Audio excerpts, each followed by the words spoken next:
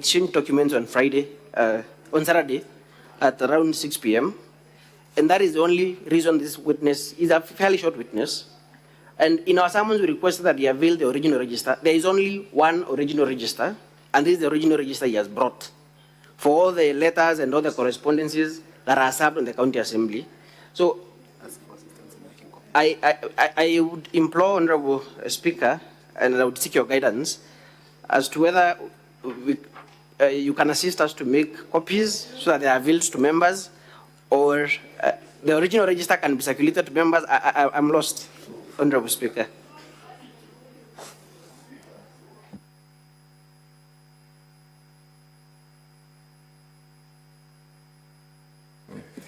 Counsel, we will, as you run the witness to the document, we will need definitely for you to table the original document, as well as making available copies for counsel, for the governor, as well as the House to interrogate whether or not we will admit it, but we must get a copy of that register.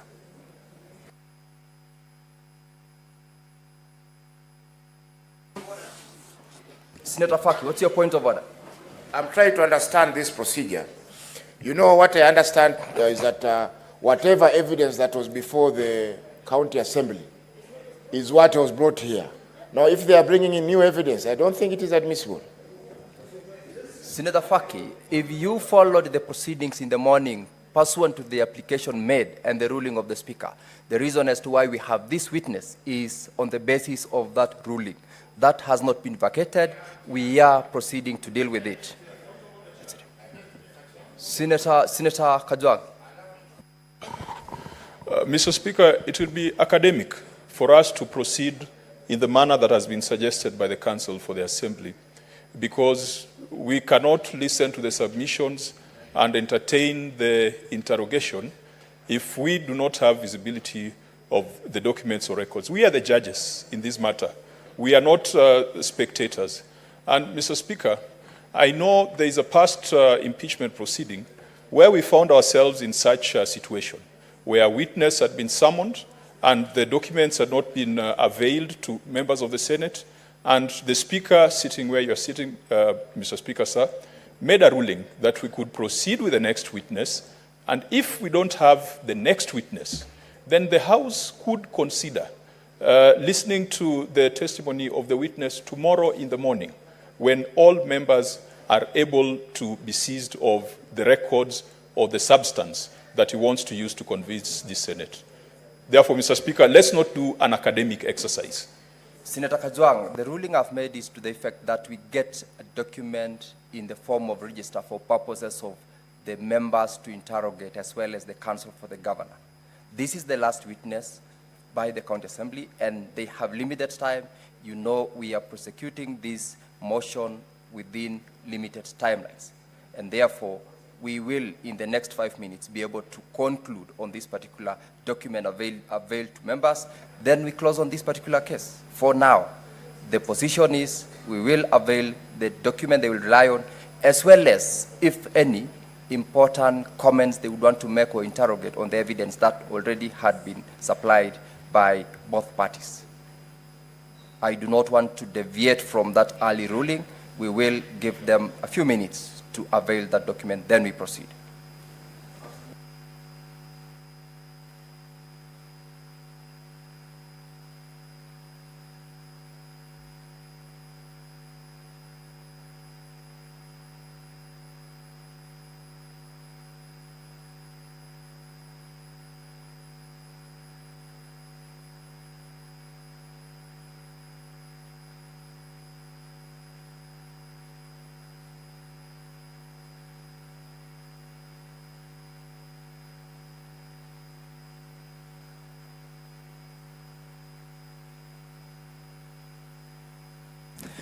Very well, I'll not allow you to intervene any further, Senator Faki. What we will do, I'll give directions to the effect that we will stand down this particular witness. We have got questions, clarifications by members from among the witnesses who already testified. We will go back to that one, get those clarifications. Once we are done, we will come back to this particular witness as we close, because at that time, we will have had time to look at the document including giving an opportunity to the counsel for the governor to look at that particular register before they take the witness to the stand. So can we have the witnesses who already testified, starting probably with the first witness, be put to the stand? Let members avail questions and clarifications and inquiries they would like to have from that particular witness, so that we immediately embark on that session. Then once we are done, we go back to the gentleman who was on the stand. That is the direction of the chair. The witness can step back as we prepare to avail that document to the House. We are most obliged, Mr. Chair.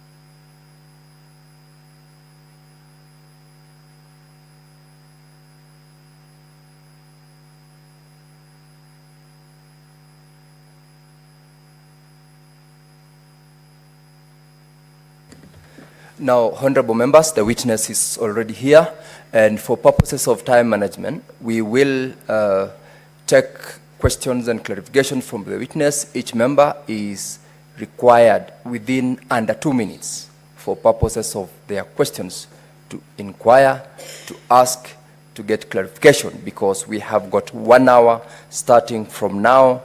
This session should end 1 hour after 9:15, that is at 10:15.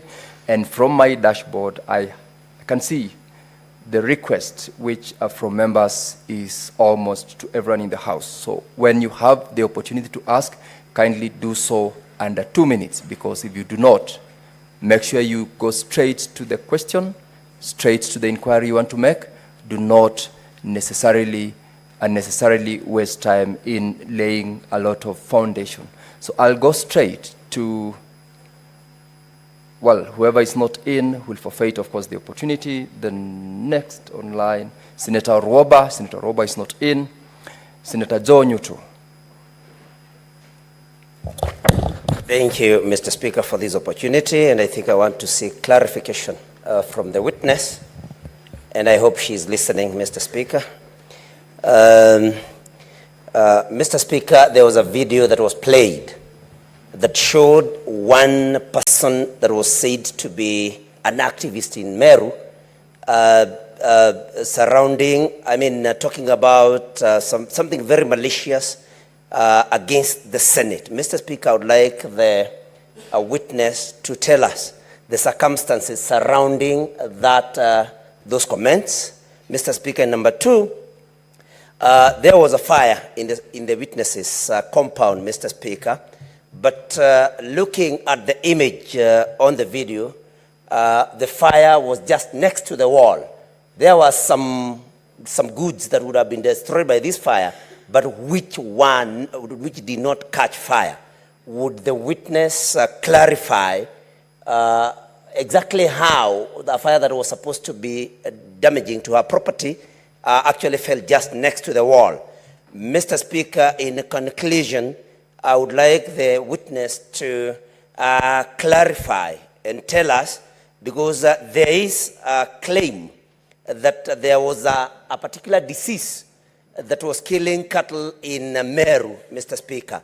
Would the witness tell us whether she made a statement to the county assembly or a question or even a petition in the county assembly, being a member of the county assembly, Mr. Speaker, instead of prosecuting this matter in public? Thank you, Mr. Speaker. Those are the clarifications I'll be seeking from the witness. Thank you. Madam Zipporah, you may respond directly to those three questions.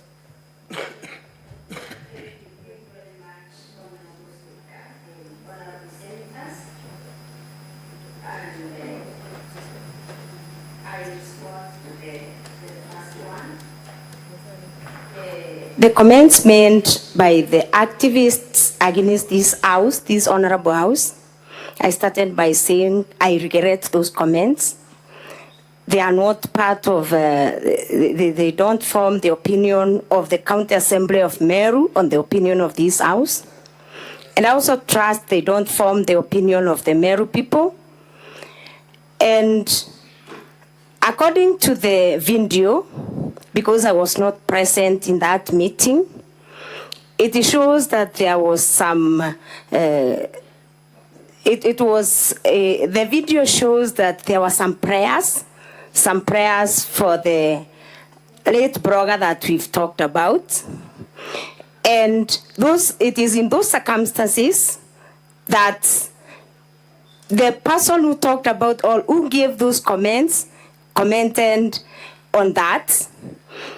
And personally, I may not really understand why the activists went into castigating this honorable house in his own comments. I believe it is unfortunate, unwarranted, uncalled for, and I highly regret that.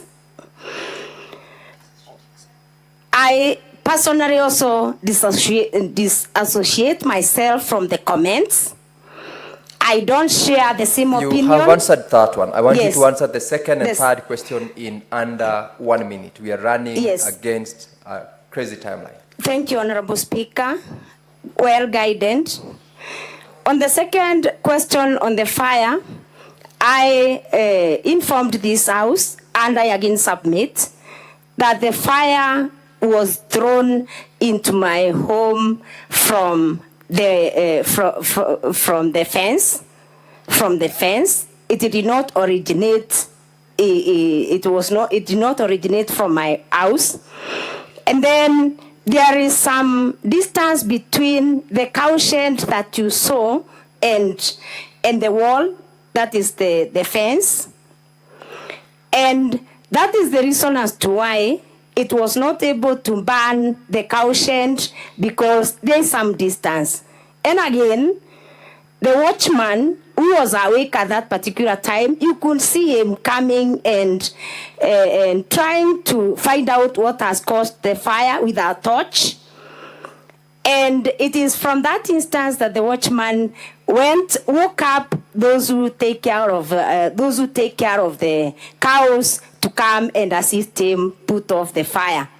So I again submit that fire, I cannot confirm the origin of the fire, but it was thrown. And indeed, when I reported to the police, they came, collected the exhibits, including what was thrown into my compound, and it was smelling a lot of petrol. And even now, they have those exhibits at Nkobu police station.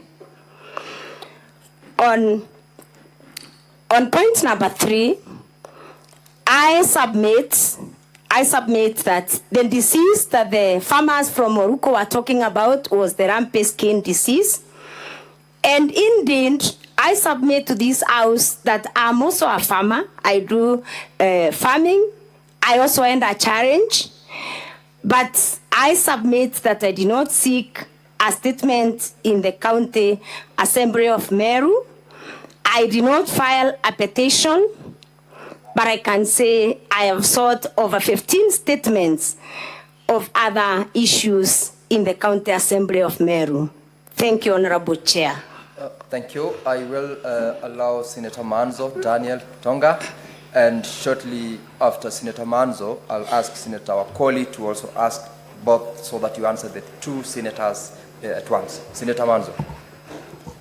Yeah, thank you, Mr. Speaker. Mr. Speaker, about the fire on the County Assembly, you already provided a video on your house. Is there any evidence that the County Assembly ever caught fire? And if it did, how come you still went on to spend the night there and still use the chamber the next day? And secondly, on the diseases of the cows, I believe these cows are owned by individuals, and they are also associated with a cooperative society. When a disease breaks out, do the owner of the animals immediately seek their own private vet, or will it take a long process to go to the county government, whereby the county government then has to go through a procurement process? What would be the most logical thing to do for an owner of a cow which gets sick? And we saw those videos, the people complaining, whether they will immediately go on to deal with it or look for the county government is a long route. And finally, on Buri, you showed a video on Buri, and somebody said that Buri will burn down. Can you confirm to the Senate whether the whole of Buri sub-county was burned down? Thank you, Mr. Speaker. Senator Okoli. Thank you very much. Madam Zipora, you will wait for the second set of questions from Senator Okoli, then you answer both at once. Asante Mheshimiwa Spika.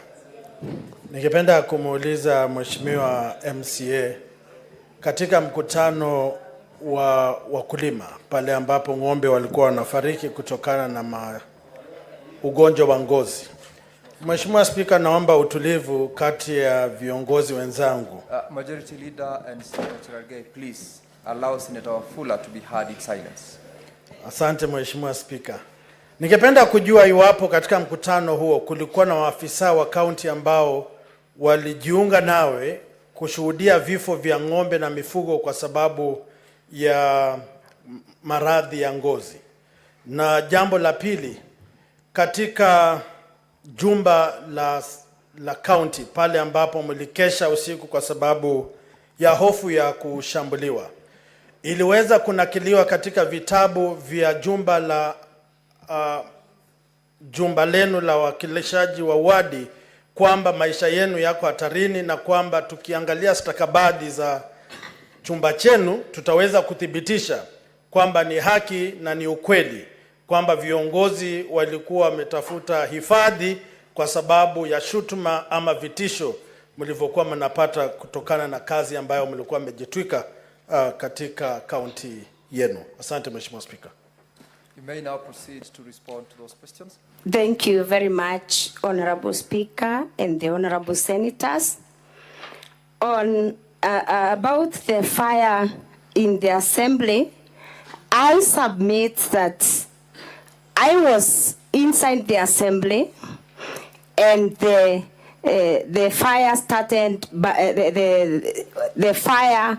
I saw the fire on the roof of the assembly from inside, and I submit that a report was made. A report on the occurrence was made at the Meru police station. And Honorable Speaker and Honorable Members, I submit that the County Assembly of Meru has a CCTV footage, although I did not have adequate time to extract the CCTV footage. It can be evidence and good evidence, and can really give us the evidence on how the assembly was touched.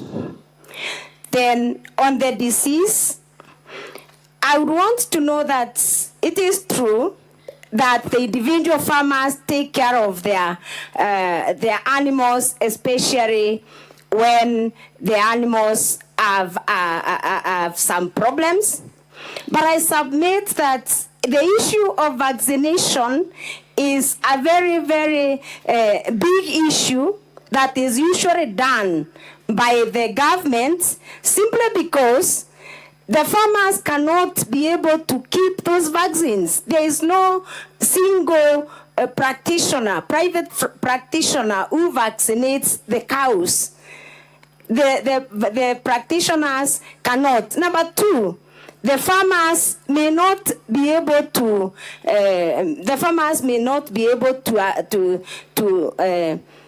To afford the vaccines, which are very expensive, and actually in the past, as it is the standard practice, the government subsidizes the vaccinations to ensure even these diseases do not spread.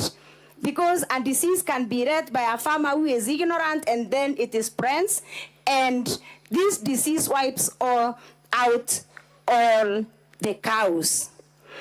Then I would also want to submit on the third issue about Bore. The public participation in Bore that the officer is purporting to disrupt. He tried to disrupt the public participation, but our staff from the county assembly tried to insist on those that wanted to participate to write memorandums, written memorandums. So from Bore sub-county, we relied heavily on written memorandums because many of the participants shied away from the public participation venues because of the same threats.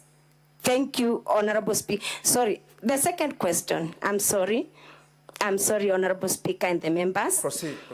Then on the second one, about the disease, I submit that I did not say there was a meeting. I said these farmers consulted me or talked to me about their plight.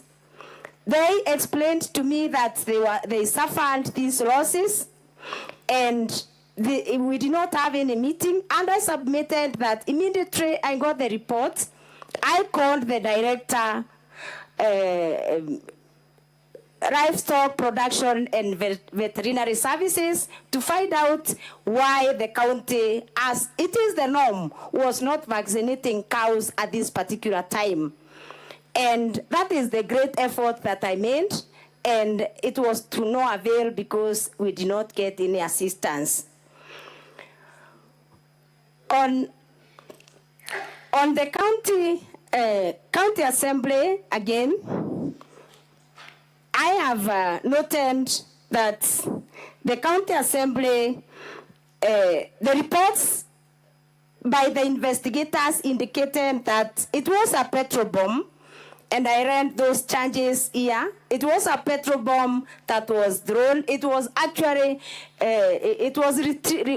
retrieved by the investigators, and they have it as part of their evidence as they were charging these criminals. And again, I would want to say, I submitted that the members of the county assembly, including I, were feeling threatened, and that is exactly why the members of the county assembly slept in the chamber in order to be able to secure their security. Thank you, Honorable Speaker. Thank you, Senator Osotsi Godfrey. And after Senator Osotsi, we'll have Senator Kinyua. Then you will answer to those two senators. Thank you, Mr. Speaker. I have two clarifications. The first clarification, Mr. Speaker, is on the petition number 5 by the members of the public to the County Assembly of Meru, which was filed on the 15th November 2023. Mr. Speaker, you note that this was just 7 days after the last impeachment, which we had done on the 8th of November. So I'd like to find out from the witness whether you find this to be a bit sinister, because this particular petition was calling for the impeachment of various CECs and various chief officers by the County Assembly, and their further dismissal by the governor. Was this a continuation of your effort to derail the county government of Meru? The issue number 2 is that, Mr. Speaker, the witness confirmed to this House that she's a member of the PAC committee. And being a member of the PAC committee, obviously she has interacted with the Public Audit Act, which, if you read under Section 31, Section 50, and Section 53 of the Public Audit Act, it is very clear that the report of the Auditor General has to be considered, processed, and reported to in the County Assembly. And Senator Osotsi, your time is up. You've asked the first question. Senator Kinyua, kindly ask your share of questions. Asante Bwana Spika. Swali langu ni kwanza, Bwana Spika, katika kanda za video ambazo Order, honorable senators. Order, honorable members. Let's have Senator Kinyua heard in silence. Bwana Spika, katika kanda za video tulizoonyeshwa hapa, tulionyeshwa ya kwamba Governor Kawira akisema ya kwamba kuna pesa ambazo zimechangwa. Bwana Spika, ilinikanganya kidogo kwa sababu iko mahali alipokuwa akiongea na Kimeru, alisema ya kwamba pesa ambazo zimekusanywa ni milioni 87. Lakini akiongea katika lugha ya Kiswahili alisema pesa ambazo zimekusanywa ni milioni 60, na ndiposa alikuwa akisema ya kwamba zinaweza zikajenga nyumba ya orofa kwa yule mjane, hata vile vile anunuliwe gari. Bwana Spika, katika video nyingine, kanda nyingine ya video, nikamsikia MCA akisema ya kwamba Governor wa Meru ni wazimu. Lakini baadaye alipokuwa akiulizwa hapa akasema ya kwamba alinukuliwa vibaya, Bwana Spika. Sasa mimi nashindwa kama yeye mwenyewe alimnukuu Governor wa Governor wa Meru na kusema ya kwamba yeye Governor wa Meru amesema mambo mawili ambayo haambatani. Pesa zilizokusanywa ni milioni 87. Tena kwa Kiswahili nikasikia akisema yeye anaweza kusema alinukuliwa vibaya kwa sababu inaonekana wazi ya kwamba amesema mambo mawili. Akiongea na Kimeru akasema tofauti, akiongea na Kiswahili akasema tofauti. Yeye mwenyewe anaweza kusema ya kwamba alinukuliwa vibaya, Bwana Spika, katika lile tuhuma ambayo imeletwa katika Senate hii. Nashukuru Bwana Spika. Zipporah respond to those two questions? Thank you, Honorable Speaker and Honorable Senators. The question on petition number 5 that was presented to the County Assembly on 15th November 2023, I may not be in a position to explain whether it was a sinister motive, because the members of the public that presented this petition did it on their own variation, and the petition number 5 of the petition number 5 was committed by the Speaker of the County Assembly of Meru to a joint committee on labor and justice of two committees that I'm not a member. So just like any other person, I consumed that report, just like any other member of the County Assembly is not a member of that committee, those two committees. I consumed that report, Honorable Speaker and the members, only on the day it was tabled on the floor of the House. So about the sinister motive, Honorable Chair and Honorable members, I may not be able to explain, because I consumed the report on the floor of the Honorable Assembly. Number 2, I submit I'm a member of the Public Accounts Committee, and it is true that the section that has just been quoted is indeed correct, but I submit that apart from that section, Honorable Speaker and Honorable members, section Article 229(6) also indicates that an audit report can indeed be considered by the County Assembly, but the Article 229 indicates that it is clear that the audit report is final. So in this regard, I want to submit that in the audit report, it was clearly indicated that the management of the county government of Meru was in breach of the law. So I do not really feel that the County Assembly could have said the management is not in the breach of the law. Then the next questions from Senator Kenyua. Honorable Speaker and Honorable Senators, the video about 86 million, the governor talks about a contribution of 86 million. About the 60 million, the governor is not giving two, in the video the governor is not giving two amounts. She only said if that money is not above 60 million, then those who are collecting that money are in Kiswahili akasema ni wakora na ni wezi. That is what she insinuated. She did not give two figures, Honorable Senator. And I believe it is the governor that can speak for herself whether she was taken out of context or not. But I submit that in the video that I am talking, I submit that video, Honorable Senators and Honorable Speaker and Honorable Senators, it was a media interview that I had taken for more than an hour. I had taken more than an hour to do that media interview.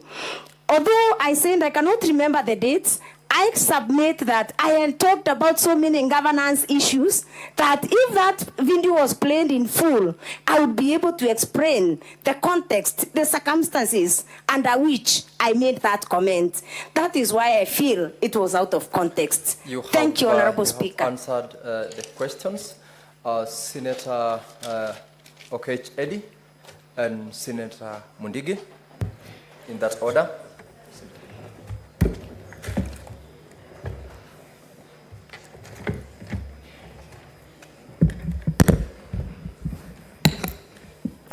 Thank you, Chair. I know it has been a long day. Witness, I'll be brief. Two brief questions. You have confirmed that you belong to the Committee of Park in the Assembly. Indeed. I wanted to know, in your own understanding and your own knowledge, whether all the MCAs in Meru County, those who voted for and those who have voted against this impeachment, in your best of knowledge, all belongs to committees.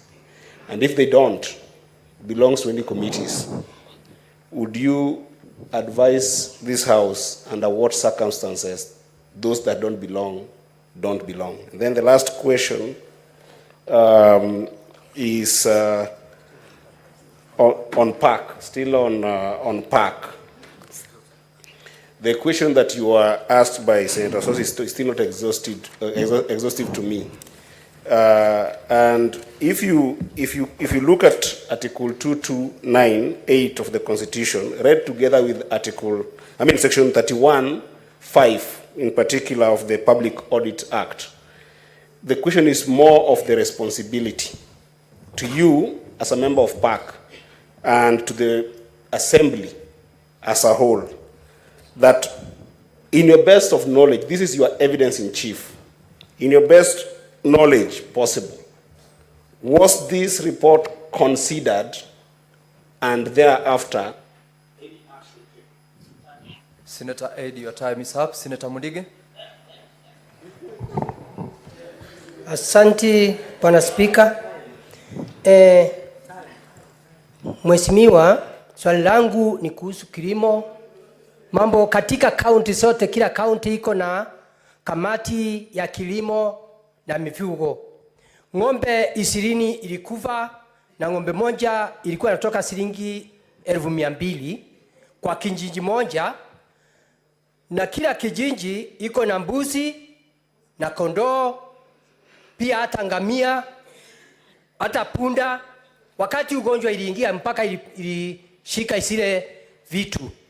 Swali langu, mliweza kama ile kamati ya kilimo na mifugo iliweza kutembea kona zote katika Meru County na kufanya hesabu kuona ni mifugo ngapi imekufa, ndio tuweze kujua kama uchumi wa Meru mlikuwa na isaidia ama ilikuwa narudi chini, kwa sababu kulingana na ng'ombe 20 kwa shilingi 1200, hiyo ni milioni 4.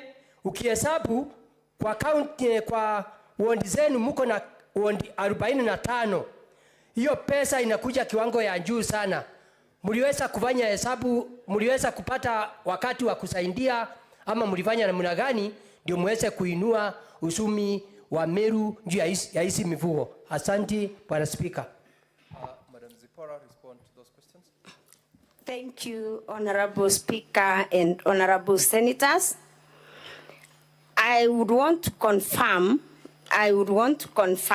that about the committees, about the members of the County Assembly who did not support this impeachment and their membership in the committees, I would want to confirm that all the members who did not support this impeachment are in committees, Honorable Speaker and members. And as I said in the morning, I can start with the first committee, the Select Committee on Budget, in our volume 6 of the County Assembly documents. The County Assembly documents. Number 1, we have Honorable Jacob Muirigi Moduri, who is the chairperson of the Budget Committee, and he did not support this impeachment. He did not support this impeachment. Then we have on the same list, Honorable Speaker and Honorable members, we have, and actually they voted against this impeachment. Number 14 on page 7 of volume 6, we have an honorable member, Martin Kimathi Moriongi, honorable member for Timau. He is a member of the budget committee and did not support the impeachment of the governor of Meru. On that list, Honorable Speaker and members, the last one is Honorable Jennifer McKenna Morogocho. She voted against this motion and she's a member of the budget committee. If you allow me, I can go to the other committees, Honorable Speaker and members, I submit there is no member of the county assembly. I am speaking to you. You do not need to go to those other committees. I'm sorry, Honorable Chair. I'm sorry. Proceed to the next. Yes. On the other issue of the PAC section, that one, honorable members, I stand guided. Section 30.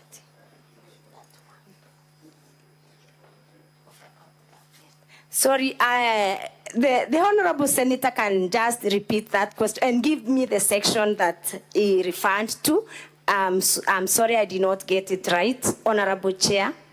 Senator Eddie, do you want to give yes, please, sections and the relevant article of the Constitution? Yes. Chair, thank you so much, Honorable Speaker. I'll be very fast. I referred to section 229, subsection 8 of the Constitution, and Public Audits Act, section 31(5). And it's a very simple question. It's a matter of responsibility over such report that is supposed to be considered, debated, and action taken about it by the Assembly. I'm asking you, in your base of knowledge, both in your committee that you sit in and the Assembly, did you consider this, debate it, and took action on that particular report, which is your report, which is actually your evidence in chief in this matter? If not so, are you inviting the Senate to do the work of the Assembly? Thank you, Honorable Speaker and honorable members. I earlier on submitted that even if the audit report indeed should be considered by the County Assembly, still Article 229(6) is very clear that the audit report is final. And under no circumstances, in my own opinion, Honorable Speaker and Honorable Senators, the County Assembly of Meru can negate a decision that has been made in the Auditor General's report. My view. All right. Respond to the second set of questions. That was actually one question by Senator Mundige. Thank you, Honorable Speaker and honorable members. The question on the loss of around 4 million, because the farmer is talking about the 200,020 cows. Honorable Speaker and honorable members, personally, I don't belong to the Agriculture Committee, but I can say that a number of reports have been tabled in the County Assembly in respect to management of livestock and livestock development and other aspects of agricultural activities in Meru County. And I cannot single out one that is specifically for the lost animals, but I can assure this House a number of reports have been tabled in the County Assembly of Meru, considered recommendations given to the county executive, and they all await implementation. Thank you, Honorable. Thank you so much, Zipporah. Honorable members, just for purposes of time management, I have got an indication that certain members have got questions with regards to the other witnesses other than the witness on the stand.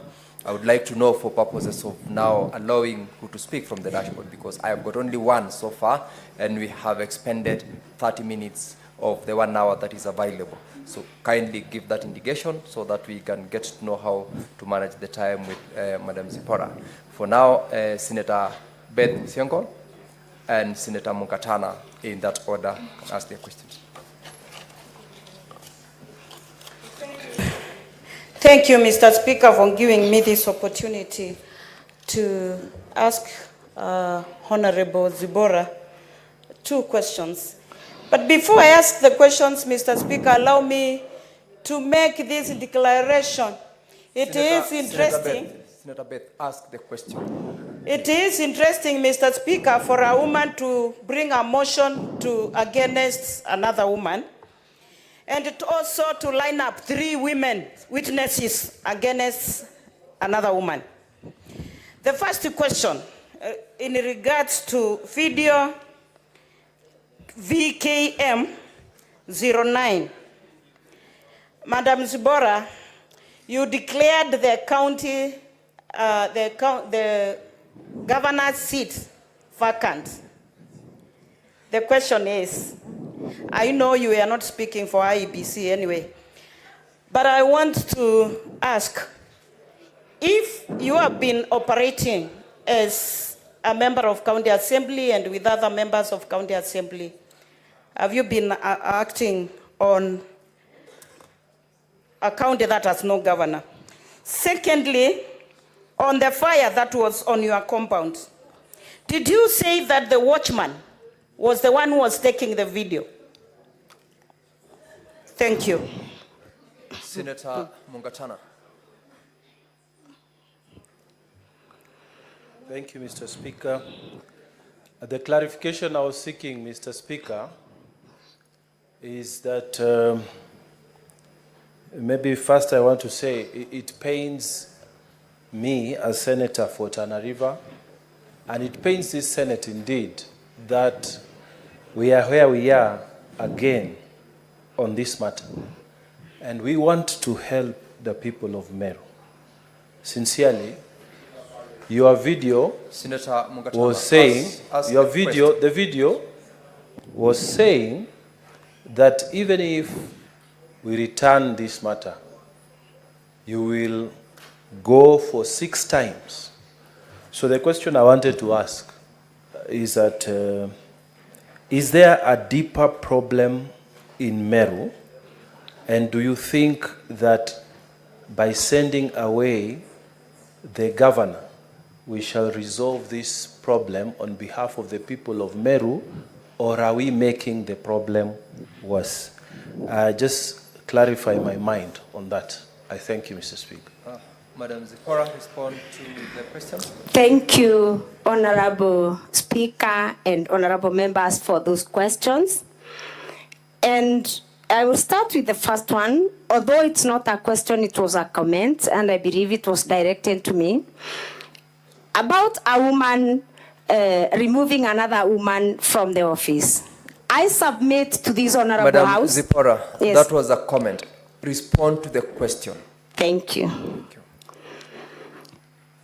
On the video, on the video that I referred to, and I sent the position is vacant. I submitted here that in all those videos, again, I had a media interview of more than 1 hour, and because I said the videos are not dated, I could not be able to extract the videos and exactly get what I talked about. That's just a small extract of 20 seconds. And I want to submit to this House, I must have raised very serious governance issues during that media interviews, and I cannot really remember under which context that one was said. And that is exactly why I said I could have been taken out of context. I again submit that I never said my watchman took the video. Indeed, the video was retrieved from the CCTV cameras from my home. I didn't say the videos were taken by the watchman. I submitted that the watchman had something fall because he was not far, and he went to check water and foreign, and he found the fire. That was my initial submission, and I still insist that is the position. Then, on the 6 times from Honorable Senator Mwangaza, I would want to note that it is not about the many times that the governor of Meru is impeached. It is about fighting for good governance. It is about fighting for accountability. It is about fighting for delivery of services in Meru County. It is about someone taking responsibility for for the position somebody is given. It is not about we chant. It is not about anything. I think that one shows the determination that we need a Meru County that is functional, a Meru County where services are being delivered, where the officers, where the county government is serving the people of Meru. Thank you. Thank you, Senator Kajwang Moses, and thereafter, Senator Mutinda Tabitha. Thank you, Mr. Speaker. I want to be very direct and go to the exhibits that were submitted by the County Assembly. On page 353 of Volume 2, you took us there to illustrate or to demonstrate that the wage bill grew by 500 million Kenya shillings from 4.4 billion to 4.9 billion. My question is, did the Assembly approve the 4.9 billion budget? Or was the 500 million excess expenditure over and above what the Assembly approved? Number 2, on page 375 of Volume 2, you have a schedule there showing the transfers that were made to the various entities.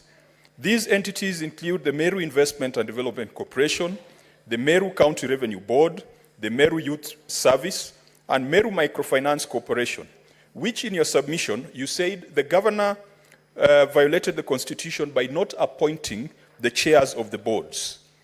At the same time, on page 375, we have the report of the Auditor General showing 699 million, close to 700 million Kenya shillings, was transferred to some of these bodies. Did the Assembly approve the 699 million transfer? And if the Assembly did approve it, then what then would be the matter of saying that the boards were not effective due to the non-appointment? Finally, you took us to Section 58 of the County Governments Act that talks about the CEO of the County Public Service Board.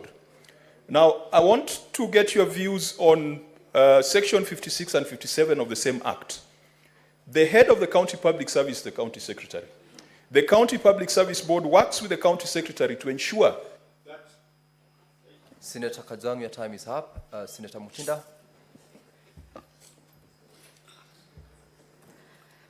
Thank you, Mr. Speaker. Honorable Zipporah. Yes. Clause 4 of the Meru County Revenue Board indicates that there shall be an established board. Clause 6 talks about the composition of the board, and it further emphasizes that the Act therefore requires the board to have a chair. So, since you're a member of the PAC, as you've stated before this House, did you have any opportunity to have audit query in regards to how funds were allocated or how funds were approved? Because we've seen that funds have been utilized. Putting in mind Chapter 229(6) of the Constitution says that an audit report shall confirm whether or not public money has been applied lawfully and in any ineffective way. Lastly, after the second impeachment of the Meru governor, as the county assembly, what remedy did you put in place as the leaders and the MCAs of the assembly to ensure that you sort the issues of Meru County once and for all? Proceed to respond to those questions, Zipporah. Thank you, And Honorable be mindful of the time. Thank you, Honorable Speaker and Honorable Members. Indeed, the first question, the Assembly approved the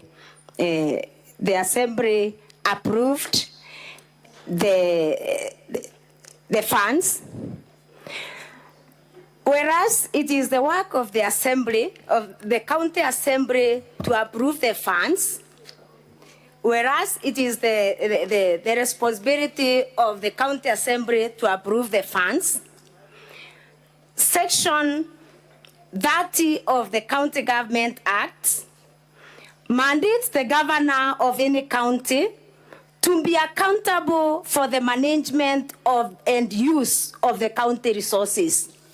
So I submit to this Honorable House that the County Assembly allocates, and then the governor, together with the county executive, is to ensure prudent rent is to be accountable for the management of the use of the county resources. It is not the responsibility of the county assembly to manage the resources. It is the work of the governor herself, according to that section, together with the staff that the governor supervises. 2,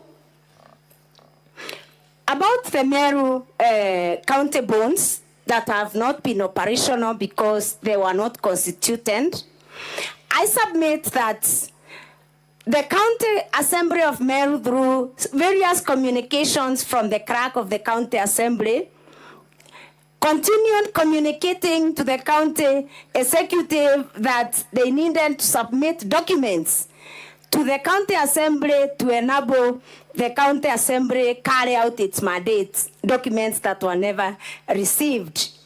Similarly, as I've said, it is the work of the county executive to use the funds allocated well.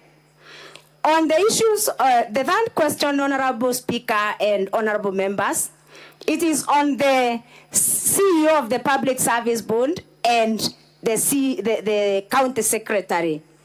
These two offices in county public service, Honorable Speaker and Honorable Members, have distinct functions. They have distinct functions where the bond is mandated to recruit, to recruit through interviews, and then after recruitment, it is the county secretary now who deploys, who supervises and does the other. So the two have different distinct functions. Only that they work very closely. Then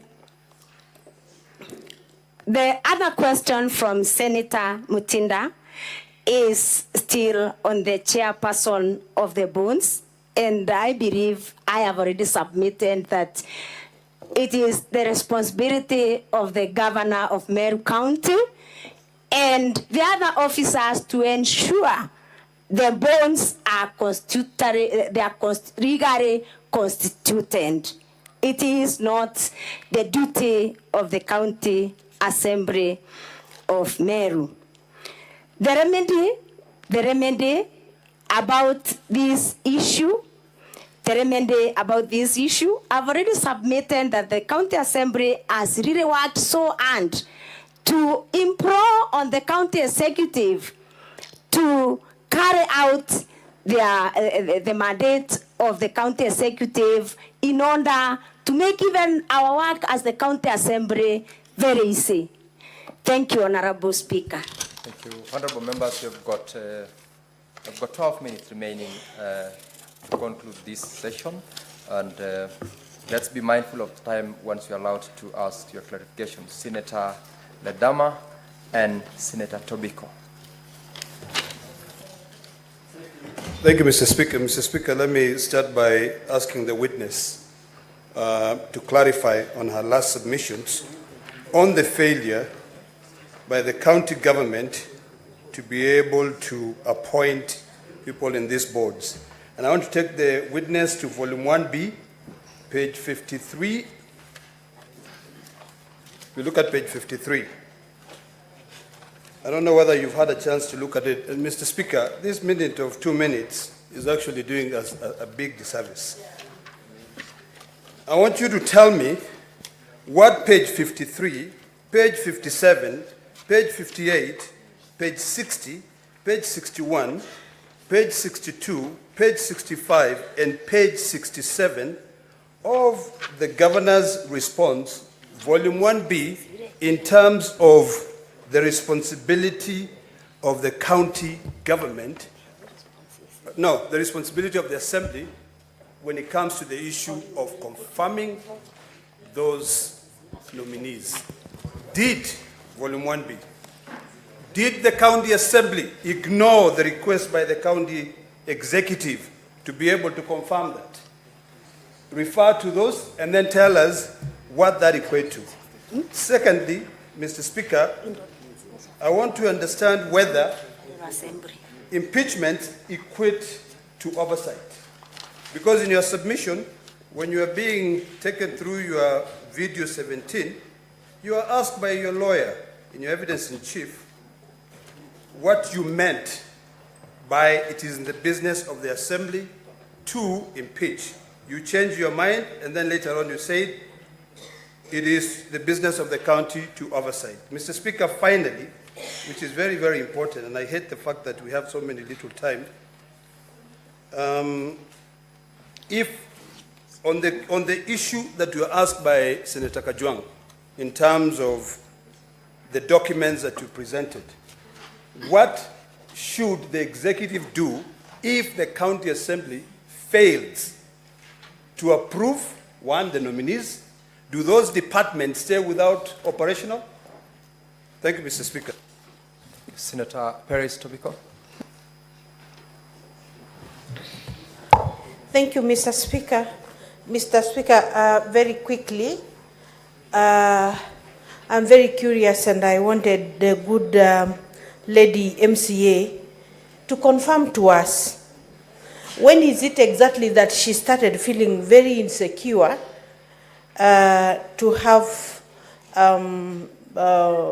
CCTV in her home, and also for how long she has had a watchman in her home, Mr. Speaker, and that she needs to confirm that indeed the video we watched of a small portion of her home burning is from a CCTV download. Because, Mr. Speaker, not many Kenyans do have, that level of security apparatus. Mr. Speaker, two, of the county assembly bundle of documents, there was a page we were referred to, page 31 of 173, a list of, directors. And of the directors, she said, are very low in scale, but are, acting as directors. Have they attached letters of appointments of these directors for the Senate to confirm? Thank you. Proceed to respond to those questions, Zipporah. Thank you, Honorable Speaker and honorable members. On the first issue, is about I am starting with the first issue. The first issue is on the governor's document, or the governor's document volume 1. Indeed, it is true. It is true that there are some nominees that were forwarded to the county assembly for vetting. But immediately after the nominees were forwarded for the vetting, immediately after the nominees were forwarded for the vetting, the clerk of the county assembly drew a letter in our volume 2, page 61, wrote back to the county executive and requested for more information, clarification regarding the existence of vacancies in the offices within which the nominations were being made. And yes, that was, yes. Senator Olekina.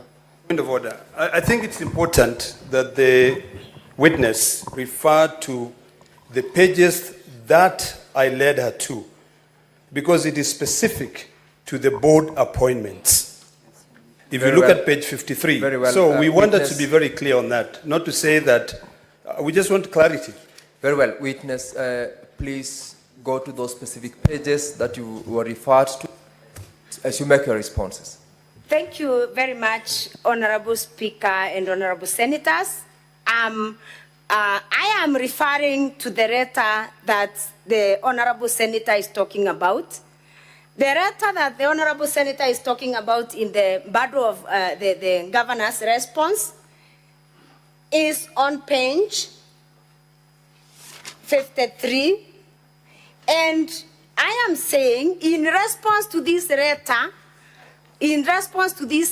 Honorable Chair and Honorable Members, the clerk of the County Assembly responded to this letter in our bundle of documents, that is the County Assembly bundle of documents, volume 2, on page 61, requesting for more information on the nominees, Honorable Speaker and Honorable Members. That was on 21st July 2023, and I may not read because of time constraints. Then again, the clerk of the County Assembly wrote again to the county government reminding this is kindly to make a follow-up on the requested information to facilitate the committal of the 400 nominees to the various boards. That was a reminder, Honorable Chair and members, on page 62 of our bundle of documents. And up from that time, Honorable Chair and Honorable members. What's your point of order, Senator Meru?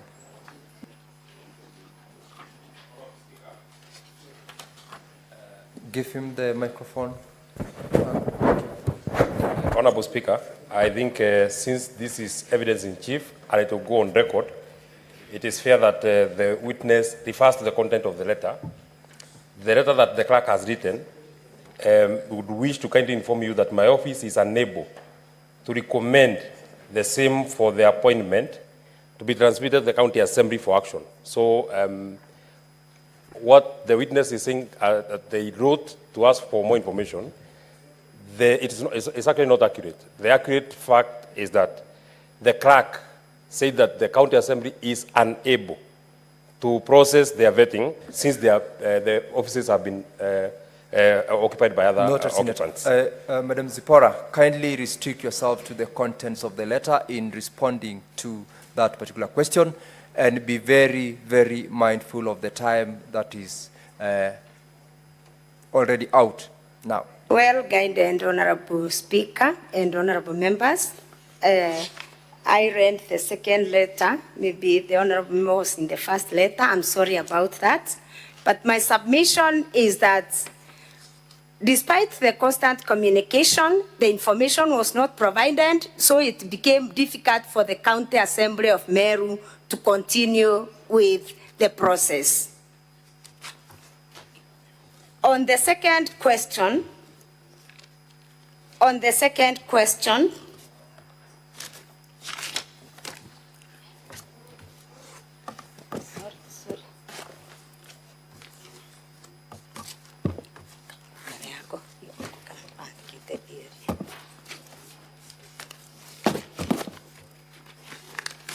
sorry for that, honorable members.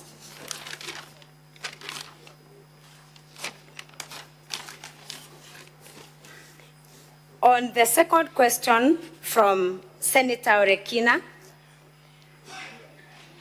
on whether impeachment is oversight, the impeachment of a governor is based on violations of the Constitution and other violations of other laws. And in my own opinion, I describe impeachment as part of the oversight, in my own opinion.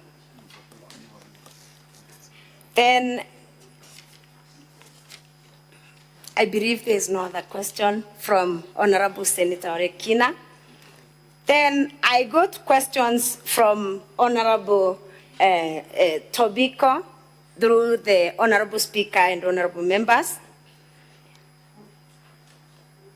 I submit that I did not, I did not install a CCTV just because of these insecurities, but my home has been under surveillance of the CCTV camera for the last 5 years. I also submit that I did not secure the services of a watchman because of this. The watchman has worked for me for a number of years. And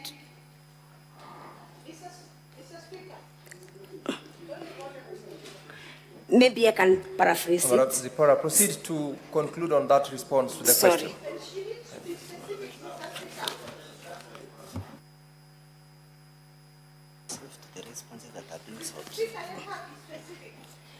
Yes, I can say that my home has always been guarded by a watchman. Since when? Since I established it. When was that? In the year 2003. The year 2003, there has been a watchman, although not the same person. You have already answered the question, yes. Madam Zipporah. Yes. And you're done? No, I'm not done. I have the last one. Conclude in under 1 minute. Honorable Chair, the last one is on the directors. I confirm that the document that I've presented in this House is an official document that was submitted to the Honorable House by the CCM, Public Service, Legal Affairs and Legal Affairs. It's an official document that was adopted in the House. So I believed I did not need to have appointment letters because that is a document that was submitted to the House by the CCM in the summons. And therefore, the County Assembly adopts it as an authentic document. Thank you, Honorable Chair. Thank you, Madam Zipporah. Now, honorable members, we have fully utilized the 1 hour that had been granted for purposes of clarifications. And therefore, as I directed earlier on, everyone had requested to seek clarification. We cannot be here until midnight. We can't be here. We must limit and manage our time.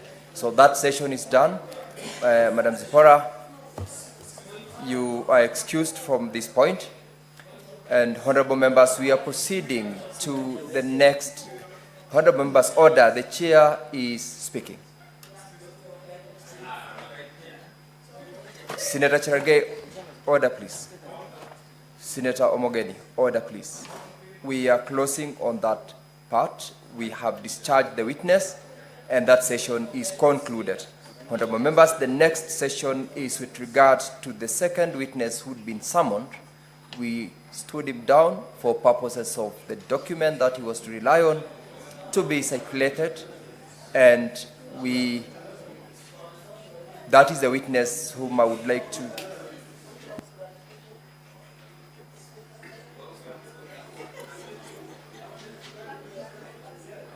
very well. Just confirmation, there is the second witness whom we'll need to call upon, Ms. Irene Kawira Kamenju. Very well, take the stand. And for members to seek clarifications, we will do this section immediately, and thereafter we go back to the witness whom we stood down.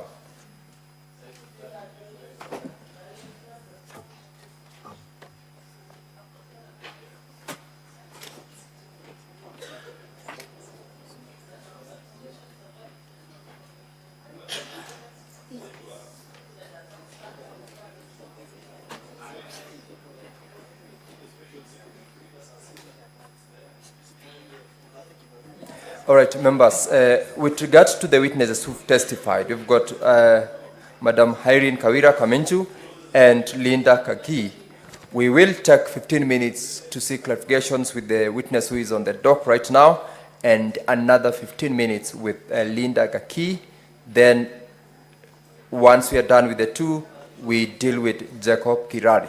So for those who are unable to seek clarifications with the previous witness, this could be an opportunity with the other two witnesses to seek any additional clarifications. And I have got from the dashboard Senator Okoiti Omtata,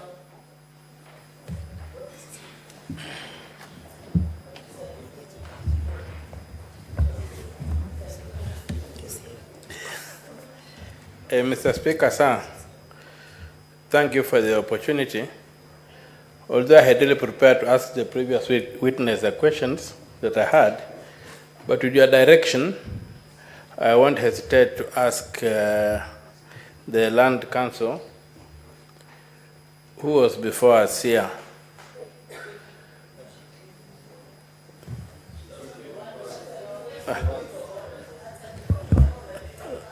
But, Mr. Speaker, sir,